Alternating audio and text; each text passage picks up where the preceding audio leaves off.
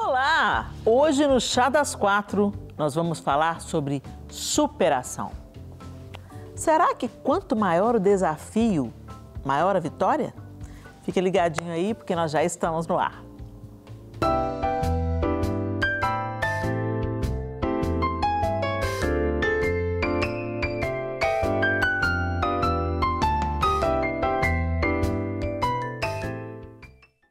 Pois é, gente, nessa edição do Chá nós estamos aqui com a equipe A1. Eu, Helena Tanuri, essa que vos fala, e estamos também com a Mari e com a Lorenza, que são da equipe A1, né?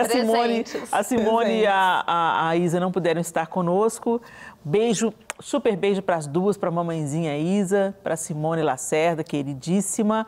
Elas vão estar de volta no próximo Chá, tá, gente? Se Deus quiser. Se Deus quiser, Deus abençoe a Isa, abençoe a Simone. Agora, se elas não vierem, estão muito bem representadas. Que essas aqui mandam muito bem também. Por isso que eu falo que não tem equipe B no Chá das Quatro, gente. Tem equipe A, A1, A2, mas tá todo mundo no mesmo nível. Já que a gente conhece essas duas queridas, muito obrigada, Mari e Lorenza, por estarem conosco aqui mais uma vez, para a gente apresentar juntas esse chá. Vamos conhecer a nossa convidada de hoje, a quarta mulher do Chá das Quatro. Formada em Relações Públicas, Luzinalva Aguiar é executiva de negócios há mais de 30 anos. Com uma vasta experiência em comercial e eventos, com ênfase em mídias de televisão, rádio e redes sociais.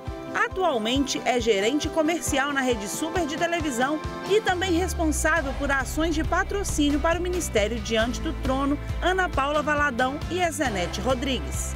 A executiva de negócios já apresentou o programa Conexões aqui na emissora. Luzinalva Aguiar é casada com José Antônio de Aguiar, mãe da Joyce e da Jade e avó do Benjamin e da Esther.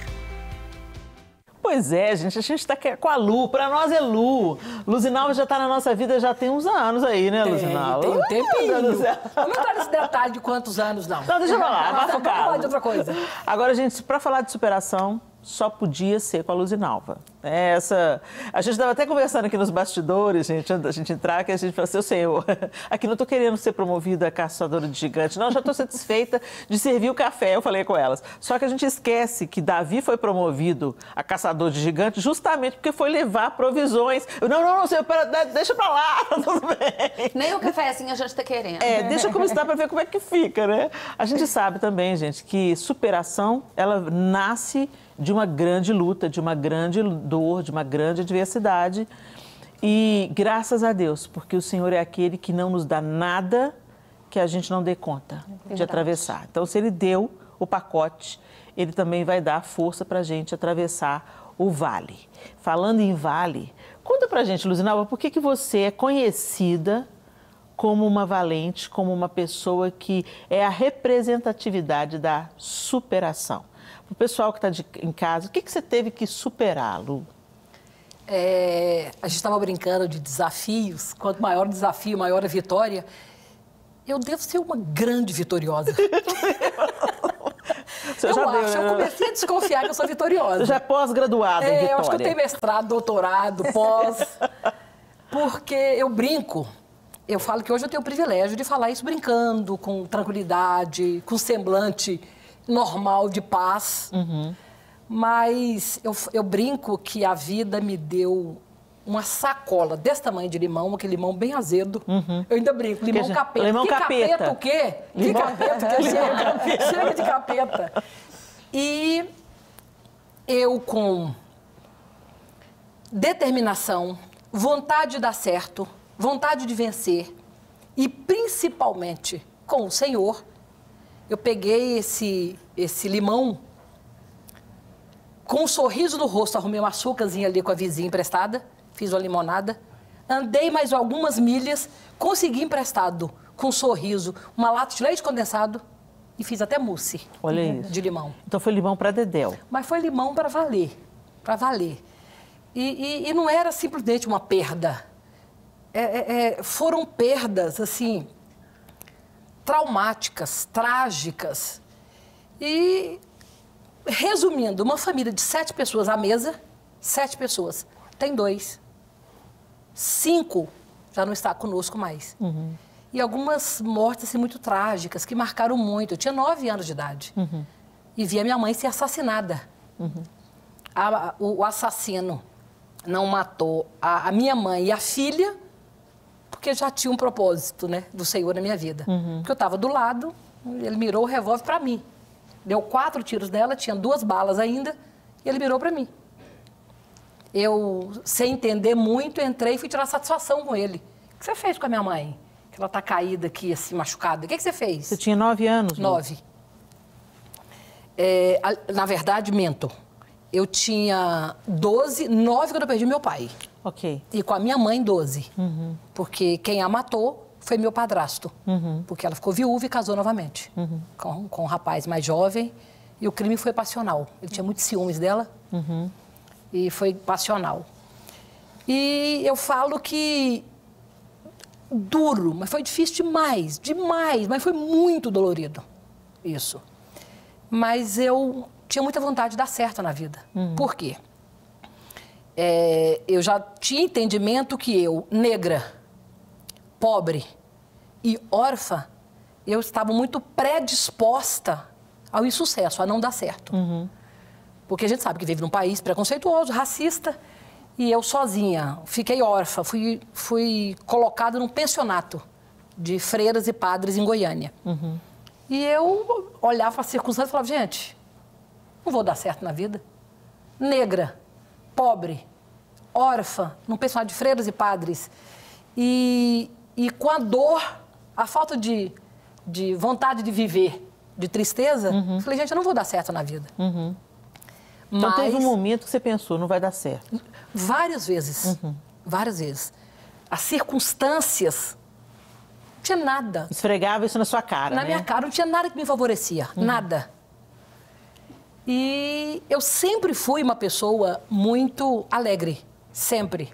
Isso é verdade, gente. Eu sou testemunha. Verdade, verdade. E eu falo que, apesar de todas essas lutas, o Senhor preservou o meu cartão de visita, que abriu tantas portas, que foi o meu sorriso. Olha aí, ó. O Senhor preservou isso. Eu triste, cabisbaixa, a freira chegava, brincava comigo e tudo, eu levantava a cabeça, dava um sorriso, falava alguma coisa para ela. E ela saía, nossa, mas você é simpática, mas você... E aí, coraçãozinho daquele jeito, arrebentado. Mas o Senhor, na sua infinita bondade, porque tem uma passagem na Bíblia que fala que o Senhor, o próprio Senhor, ele não delega essa função para ninguém. Ele mesmo cuida das viúvas E dos órfãos. e dos órfãos. Ele não delega para ninguém fazer. Ele cuida. E cuidou. Hoje, eu olho para trás e falo, vejo aonde o Senhor me trouxe e sinto e sei, pela fé, onde Ele vai me levar ainda. Amém. Eu falo assim, o Senhor cuidou mesmo. Os livramentos, eu paro e penso. Aquela época do pensionato, que a turminha toda ia para uma pracinha, para a feira hippie lá em Goiânia, usar droga. Eu senti o cheiro e não gostei. A turminha ia para um outro cantinho, fazer tatuagem, tudo, marcar o corpo todo. Eu vi o sanguezinho saindo do punho de uma, eu falei, nossa, eu não faço isso nunca. Drogas, bebida, cigarro, tudo. Quem me livrou disso? A mão poderosa do Senhor. Não é que eu seja melhor do que ninguém, mas eu digo que poderia ter tido um desfecho mais complicado. Uma jovem, uma pré-adolescente, meio que... Com tantas dores que você já tinha sofrido, né? O Senhor realmente, Ele cuida. Eu falo assim, às vezes a viuvez se abate sobre alguém, a orfandade vem. E eu abraço a pessoa e falo, não consigo imaginar a dor que você está sentindo, mas eu quero te dizer que você entrou num grupo privilegiado. O grupo daqueles que Deus lida com eles tete a tete, órfãos e viúvas. Como Deus, na sua palavra, Ele ordena sobre o cuidado da sua igreja, né? Órfãos, viúvas e estrangeiros. Órfãos, viúvas e estrangeiros, ou seja, pessoas em vulnerabilidade. Pessoas afastadas do seu lugar ou de suas pessoas tão importantes, né? O cônjuge, os pais, pessoas, né, que são a nossa terra também, que são a nossa raiz. Verdade. Né? E é tão importante quando a gente vê que Deus realmente ele interfere na história dessas pessoas e você é uma delas aqui. Agora, quando é que teve um momento que deu uma virada na chave, assim? O que falou assim, peraí, gente, é isso mesmo, eu vou deixar o luto, eu vou deixar essa roupa de luto e essa sentença de não vai dar certo, não vai... Teve um momento de uma guinada ou não? Teve. Ela foi uma coisa gradativa que veio acontecendo? Não, teve um momento que eu me questionei muito, além de ter perdido a minha mãe, já tinha perdido meu pai, teve um momento que houve uma reunião familiar, o que vai acontecer com ela, para onde ela vai? E esse destino final de ir para o pensionato, isso me rendeu anos de revolta. Esse é o termo certo, revolta. Eu olhava e falava assim, gente, eu não tenho minha mãe, não tenho meu pai, e os meus 2 irmãos rapazes, um com 18, outro com 21, não ficaram comigo. Isso gerou uma revolta. Durante muito tempo, até eu entender, pois já de mais mocinha, entender o motivo deles não terem ficado comigo e falar assim, Jesus, obrigado pelo livramento. Se eu tivesse ido com eles, o que teria acontecido? E aí, numa reunião familiar, 2 tias, uma falou assim, você, Silvia, fica com a... Eles me chamavam de Nalvinha. Você fica com a Nalvinha, porque você tem 3 filhas mulheres, você pode criar ela, junto com as suas 3. Aí a minha tia falou assim, e eu separada, meio que deitada assim com a cabeça assim, eu acho que elas acharam que eu estava dormindo. Eu estava muito cansada, acharam que eu estava dormindo. Aí uma falou assim, não, Nalvinha é muito para frente. Ela é muito falante, ela é muito conversadeira, ela gosta muito de dançar, ela é muito para frente. E as minhas meninas são muito tímidazinhas. Eu tenho medo da má influência. Nossa. Uma tia falou. Ai, que dureza. A outra falou assim, eu também não vou ficar. Sabe por quê? Porque o histórico da mãe, a mãe usou esse termo, a mãe não era flor que cheirava, alcoólatra. Eu tenho muito medo do histórico da mãe, eu também não vou ficar com ela. Nossa, Deus. Elas eram suas tias, as duas? Irmã do meu pai. Irmãs do seu pai. E eram muito, muito amigas da minha mãe, mas eram irmãs do meu pai. Minha mãe era filha única. E aí, isso me deu uma tristeza. E eu nem sabia ainda para onde eu iria. Estavam decidindo. Quando meu irmão chegou, meu irmão estava ingressando na Polícia Federal, em Ilhéus. Entrando na Polícia Federal. Chegou para mim e falou, Nalvinha, eu não posso ficar com você. Arival está lá no Pará e eu não posso ficar com você. Você vai para um pensionato lá em Goiânia, na capital. Porque isso aconteceu no interior. Gurupi hoje, que é Tocantins. Você vai para a capital, vai estudar na capital. Vai morar no pensionato. Aí eu fui, me pôs lá, conversou com a freira, acertou tudo, o alojamento para quem era órfã, porque tem uma que os pais pagavam alguma coisa, ajudavam, e outros que não ajudavam em nada, outro alojamento e tudo. Me bateu uma tristeza profunda. Eu tinha, até poucos dias atrás, uma família, hoje eu não tenho ninguém. O nível de rejeição foi altíssimo. Altíssimo. E aí comecei a ver. Negra, minha mãe era alcoólatra, eles têm medo também de beber, eu sou muito falante, muito alegre, sempre fui muito alegre. Onde eu vim parar? E aí eu comecei na minha cabecinha, eu falei, eu vou provar para elas que eu vou ser alguém na vida. Então, na verdade, momento. aquele sentimento de rejeição, inicialmente, foi que te impulsionou para você sair daquele buraco. Exatamente. Gente, falando em superação, segura aí, Lu, que nós queremos chamar uma outra mulher aqui na nossa conversa. Ela já participou com a gente aqui do programa, numa outra oportunidade, mas quando falamos de superação, não tem como não pensar na Raquel Cabral. Ela perdeu o pai e o esposo em um intervalo muito pequeno de tempo e precisou superar essas perdas. Vamos lá, Raquel? Tudo bem, minha linda? Oi, gente. Oi, boa tarde. Boa tarde, tudo bem? Raquel. Tudo bem, querida. Obrigada por mais uma vez ter atendido o nosso convite e estar aqui com a gente. Você está ouvindo a Luzinalva dando o testemunho dela. Uau! E eu perguntei para a Luzinalva qual foi o momento que ela entendeu, eu preciso de sair desse lugar. Eu perguntei para ela se isso aconteceu no momento, teve um insight assim, ou se foi uma coisa gradativa. Você está num processo de superação, né, Raquel? E graças a Deus por isso. E você, Raquel, dentro da sua perda, você perdeu o marido, você ficou viúva e órfã num curto espaço de tempo. Quer dizer, você entrou para duas categorias muito dolorosas, né? E é o que eu falei aqui, mas Deus se inclina mesmo sobre órfãos e viúvas e a gente sabe do cuidado do Senhor com a sua vida depois da perda do Dru e do seu pai. Eu quero saber, Raquel, como é que está indo esse processo, porque as suas perdas são recentes, né? A Luzinalva veio contando para a gente desde a infância dela, tantas coisas, e a sua tem 2 anos que você perdeu o Dru, já fez 2 anos já? Não, 1 ano e meio. 1 ano e meio, né? Pois é, quer dizer, é algo muito recente. Como é que está sendo esse processo de superação, Raquel? Eu costumo falar, Helena, que tem sido um dia de cada vez.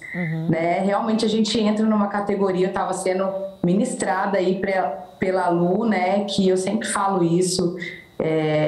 A Laís, eu tenho uma filhinha de 2 anos, que na época ela tinha 11 meses.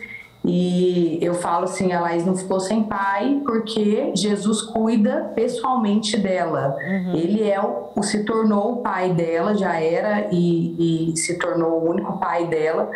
E o meu marido, né? Então, que me supre, que cuida de mim. A gente realmente, a gente entra numa categoria especial, né? E eu consigo ver esse favor e essa graça sobre a minha casa, sobre a minha família, sobre a vida da Laís. Eu falo que a gente é carregado no colo. E isso realmente, gente, facilita essa entrega a quem Jesus é, a olhar, porque às vezes a gente fica com o olhar tão focado no luto e na dor que está sentindo, porque assim, o luto não diminui por causa disso. A sensação de vazio não diminui por causa desse cuidado, por causa de estar nessa categoria. O buraco, o nó na garganta, o choro, não diminui. Só que se eu escolho tirar o meu olho no momento dessa dor, desse nó e de tudo isso, e eu começo a olhar para a bondade, para a misericórdia, me seguindo todos os dias da minha vida, e o cuidado que Deus, cada provisão que vem, cada pegar no colo, cada enxugar de lágrima, fica mais leve. Sim. E a gente consegue superar, né? Essa semana me perguntaram, uma amiga me perguntou, que fazia muito tempo que eu não via, ela falou assim, você tá bem, você tá alegre? Porque eu também sou como a Lu, sou muito comunicativa, muito alegre e tudo. E ela falou assim, mas você tá bem, você já superou? Aí quando você para pensar, e o tema, né, logo na semana que foi me perguntado isso, eu sabia que eu tinha marcado essa participação aqui com vocês para falar sobre superação, né? Eu fiquei pensando assim, eu já superei? Será que é porque eu tô falando dessa forma, sem chorar? Mas assim, eu acredito que a superação está na escolha que a gente faz todos os dias de olhar para a bondade, para a misericórdia do Senhor. Para tirar, eu acredito que o deserto pro povo de Israel, ele se tornou insuportável porque eles escolheram no deserto olhar para aquilo que eles não tinham, para o vazio, para a cebola do Egito, para aquilo que eles não tinham, ao invés de olhar para a nuvem, ao invés de olhar para o maná. Então, assim, na minha vida eu entendi, desde o primeiro dia, graças a Deus pela maturidade, graças a Deus pela palavra implantada no meu coração, mas literalmente, todos os dias, a superação para mim é isso, é todos os dias escolher olhar para o maná, escolher olhar para a nuvem que protege, para a chama que aquece, ao invés de olhar para aquilo que eu não tenho. Então, fica mais leve, fica mais fácil. A minha chave virou, né? Se a Lu virou na hora dessa forma, a minha, desde o começo da perda, foi escolher Porque assim, eu não vou esperar diminuir, porque não diminui. Isso aí, até em terapia eu aprendo isso, né? O luto, ele não diminui, a dor, ele não diminui. Você que expande, você que ressignifica, você que começa a viver coisas novas e você, né, sai daquele círculo do luto e começa a expandir. Então, eu acho que a superação tem sido diariamente através das escolhas de olhar para esse cuidado do Senhor, sabe? Sensacional, Raquel. Muito obrigada mais uma vez por esse seu depoimento. Em tão pouco tempo você falou tantas coisas. Muito obrigada mesmo por ter compartilhado com a gente mais uma vez e que você continue aí expandindo para tudo que Deus tem para fazer ainda através de você e em você. Tá bom, minha querida? Que o Senhor te abençoe e te fortaleça a cada dia. Um beijo, meninas. Beijo, lindona. Gente, demais, né? Demais isso que a Raquel falou sobre o luto não diminui, você é que expande, né? E naquele momento, Lu, você teve aquela guinada e falou, vou expandir, né? Exatamente. Vou expandir. Não vou ficar nesse lugar diminuída, oprimida, rejeitada, eu vou expandir. Talvez você que está assistindo a gente hoje, você está ouvindo as histórias da Raquel, da Lu, e pensa assim, a gente tem uma tendência a se assentar no vitimismo e se agarrar a ele. Não, tem um momento sim que você tem a noção que você está sendo vitimada por algo, mas você não pode se apegar à dor. Tem gente que se apega à dor, né?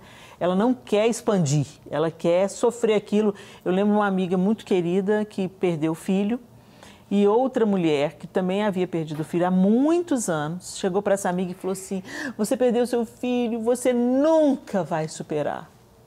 Você nunca vai superar. E ela falou assim, não, essa palavra não é para mim, essa palavra é uma realidade sua. Perfeito. Né? Eu preciso sair desse lugar, porque senão essa dor vai me matar também. Né? Então, ela procurou o lugar de expandir, de ressignificar, e de achar beleza em outros lugares da vida. Foi fácil? Não. Como ela disse, é uma escolha diária. Diária. Né? É uma Essa escolha. é a palavra perfeita. E como, como ela falou, é uma dor que não vai passar. Né? Não vai passar. Quantos anos tem que a minha mãe faleceu, ela e meu pai? Lembro com saudade. Tem dia que eu tô carente, lembro dela, sinto o cheiro do perfume que ela usava. De saudade, de vontade de abraçar, de beijar. Não vai passar. Essa ausência materna, ela tem uma série de desdobramentos, né? Mas, como dizem, vida que segue. Você tem um propósito, você tem sonhos, planos. O Senhor, a sua infinita bondade, não te desampara. Graças a Deus. Te dá o maná de todos os dias. Ele não deixa faltar o maná, né? Mas não é fácil. Essa é a palavra, superação. A partir daquele momento, é tão engraçado que eu tenho observado muito ultimamente esses trocadilhos dentro da língua portuguesa, né? Superação, superação, né? Então, no seu caso, aquele dia, aquela palavra que era uma palavra de morte, de rejeição, não quero, não vou, ela isso, ela aquilo, diagnósticos que na verdade eram sentenças. Exatamente. E você, peraí, eu vou superagir, eu vou para superação, eu vou superar, né? Como é que você começou? Por qual caminho que você começou? Porque você era muito nova. Muito nova. 12 anos. 12 anos. Né? Quer dizer, ainda numa fase da vida onde você tem que já, dentro de um ambiente, de uma família preservada, saudável, você tem que lidar com uma série de desdobramentos por causa dessa mudança hormonal, intelectual, a fase está mudando. E junto com isso tudo, você tinha perdas tão radicais. Tão radicais. Né? Por onde você começou, Lu? Eu fiquei no pensionato até a maioridade. Eu tinha que ficar lá até os 18 anos. Na verdade, quando eu estava protegida no pensionato. Meio que protegida. Triste, com todos os traumas, mas ali aprendendo a ter valores cristãos com as freiras, com os padres. E eu fiquei lá até os 18 anos. O meu baque maior foi quando... Saiu. Você o saiu. mundo, vai para o mundo. Uau. Só podia ficar até os 18 anos. E aí eu saí, não tinha para onde ir. Fiquei 1 mês e meio, 2 na casa de uma tia que morava lá, até arrumar um lugar para ficar. Juntamos 2 moças, Rose e Elaine, 2 moças comigo, e alugamos, que chama lá em Goiás, aqui eu não sei, barracão de fundos. Uma casa na frente, um barracãozinho de fundos. E aí fomos morar nesse barracão. E aí eu comecei eu tenho que cuidar de mim. E aprendendo já alguns valores cristãos, eu tinha a convicção, para eu começar a andar com as próprias pernas, eu tinha que perdoar. Esse tempo todo no pensionato, tinha marcas profundas no meu coração. Imagina. Lembrava de uma tia, da fala, lembrava de outro. A tristeza maior era com os 2 irmãos. Eu tenho 2 irmãos e eles me jogaram aqui. E aí depois você vai analisar. Eu falo que o tempo é soberano, né? Depois eu fui analisar. Um irmão era garimpeiro. Trabalhava no meio do garimpo, na Serra Pelada, no Pará, com 4.000 homens. Imagina se ele me leva. O outro ingressando na Polícia Federal, morava no alojamento da polícia, da PF em Ilhéus. Não podia me levar. Depois eu fui entendendo isso, mas o processo foi longo, porque perdoar é muito difícil. Deixa eu abrir um parênteses aí. Olha como é que é importante a fala. Como é importante a fala? Ok, seus irmãos eram muito jovens, né? Mas vamos encorajar os nossos jovens, gente, a verbalizar, né? Eles podiam ter dito, Lu, o seu irmão, né, que estava ingressando na Polícia Federal, Lu, eu não posso te levar comigo, porque lá eu estou no alojamento, só tem homens, lá não entra mulheres. Mas eu arrumei um bom lugar para você e lá você vai ser cuidada, você vai ser protegida, você vai poder crescer na vida. Lembra que eu amo você, eu não vou poder estar com você nesse momento. Quer dizer, tantas coisas que se você verbalizasse para a pessoa... Tinha amenizado tanto essa dor. Essa dor. Eu falo muito que as pessoas esquecem de falar o óbvio. O óbvio precisa ser dito. O óbvio precisa ser dito, gente. Isso é necessário, é necessário. Você falou tudo. O óbvio precisa... Não, mas fulana sabe. Não, mas ela sabe. Não sabe? Você não falou?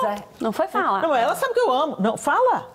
Eu conheço pessoas, o maior lamento das pessoas quando estão enterrando um ente querido. Sim. Por que eu não falei mais vezes que eu amava? Fala. O poder da fala. A fala cura, né? Então fala, declare o amor. O amor é para ser dito, eu te amo. Exatamente. Peça perdão quando você errar, porque nós não somos infalíveis. Me perdoa.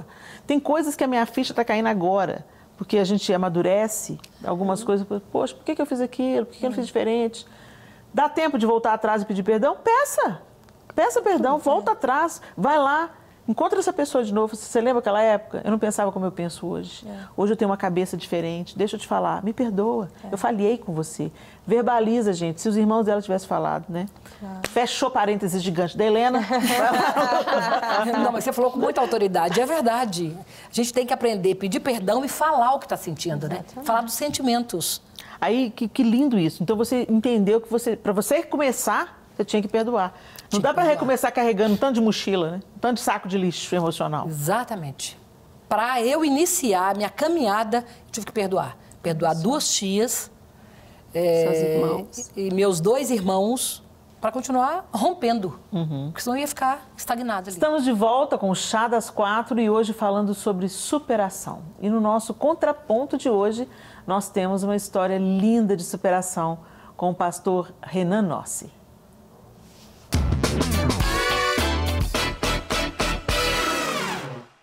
Olá pessoal, tudo bem? Meu nome é Renan Nossi, sou pastor na Primeira Igreja Batista de Belo Horizonte e hoje eu estou aqui para falar com vocês sobre superação.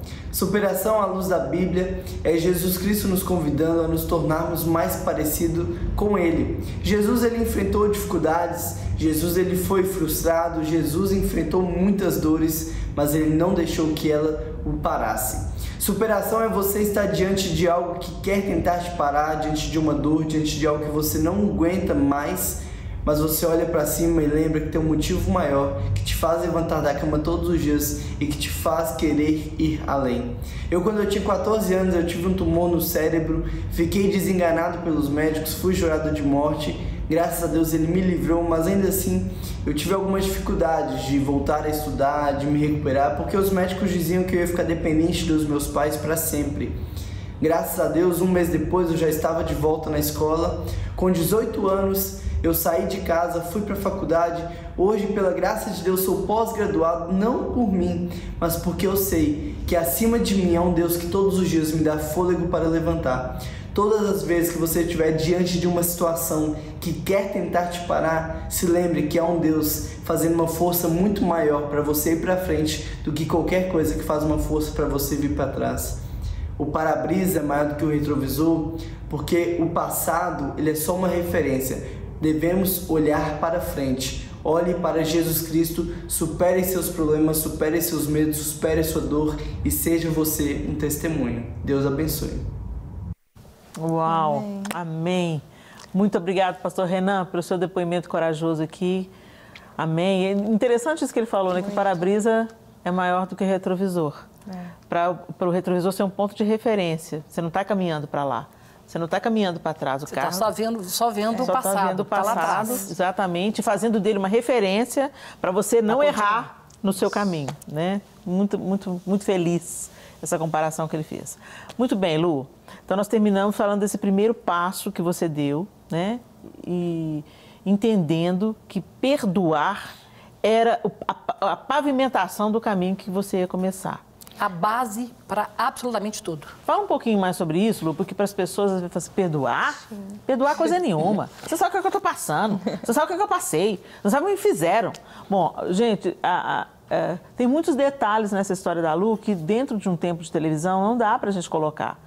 E também coisas que são requintes de crueldade, né? Coisas muito cruéis, assim, no processo de transporte do corpo da mãe, tantas coisas tão difíceis que, na verdade, não é só luto, traumas. Então, tá aqui comigo, do meu lado aqui, uma pessoa que realmente sabe o que é viver uma vida intensa, combinada com uma série de abandonos, sentenças e traumas, com requintes de crueldade, com uma criança de 12 anos. Mas, graças a Deus, é uma mulher bem-sucedida, que tem uma família linda e que tem superado escolhendo caminhar nesse caminho que começou com perdão.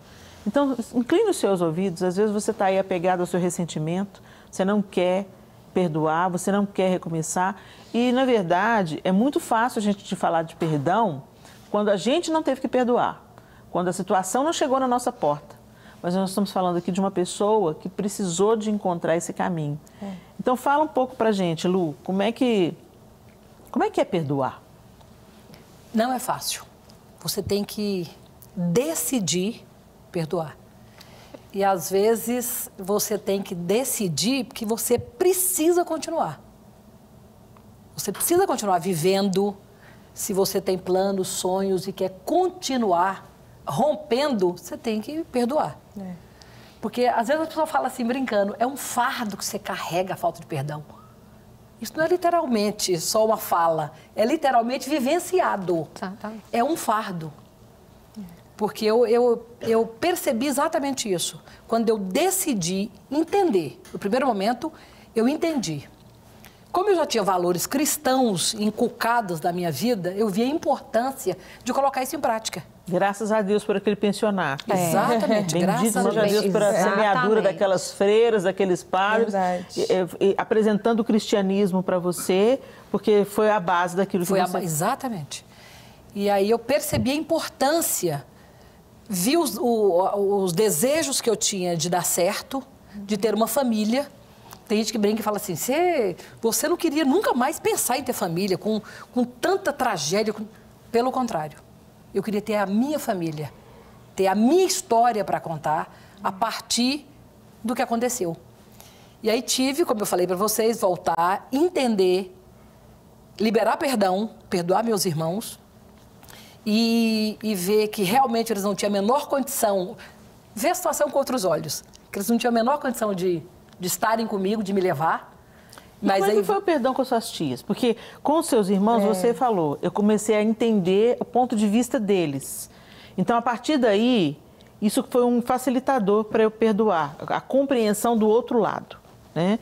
Agora, e das suas tias? Elas já eram mulheres feitas, já eram mães, né? E as palavras que elas disseram foi muito duro. Como é que foi o processo com elas? Porque com seus irmãos foi a consciência do outro lado. E com elas também foi assim? Bem lembrado, com elas foi muito mais difícil. Com certeza. Foi muito mais difícil. Aquelas palavras, ela não vai dar certo na vida, ela não vai ser ninguém. Aquilo marcou profundamente uma pré-adolescente. E foi muito mais difícil. Meu primeiro salário, eu ganhei um dinheiro, meu primeiro salário eu comprei, eu estava determinada. Eu comprei uma passagem e saí da capital e fui para o interior, para Gurupi, onde elas moravam. Fui super bem recebida. Nossa, mas como você tá bonita. Como você melhorou. Já perceberam na aparência algumas mudanças. A minha alegria de viver.